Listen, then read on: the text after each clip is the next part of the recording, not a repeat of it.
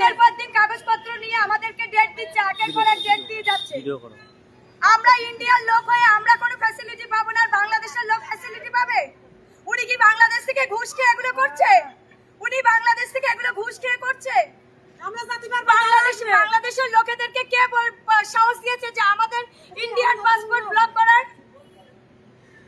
আমরা মাননীয় মুখ্যমন্ত্রীর কাছে এটা জানাতে চাই যে হাই কমিশনার স্যার আমাদের দীর্ঘদিন এসে ফিরিয়ে দিচ্ছেন কেন? উনি কেন আমাদেরকে আসতে বলছেন, কেন ফিরিয়ে দিচ্ছেন? এটা আমরা এর জবাব চাই।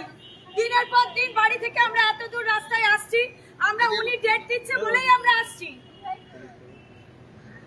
আমরা এটার বিচার চাই মুখ্যমন্ত্রীর কাছে।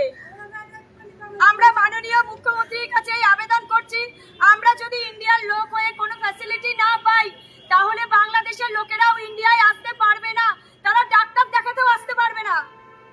বাংলাদেশের লোকেদের কে সাহস দিয়েছে কাস্টম অফিসে যে আমাদের পাসপোর্ট ব্লক করার?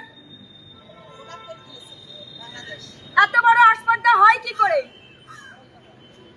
আমরা যদি ইন্ডিয়া থেকে কাজ করতে না পারি তাহলে বাংলাদেশের লোকও ভিসা নিয়ে এদেরকে আসতে পারবে না ইন্ডিয়ায়। আমরা বনগাঁ পেট্রাপোল সীমান্ত থেকে আমরা ল্যাগেজ পার্টি হিসেবে কাজ করি।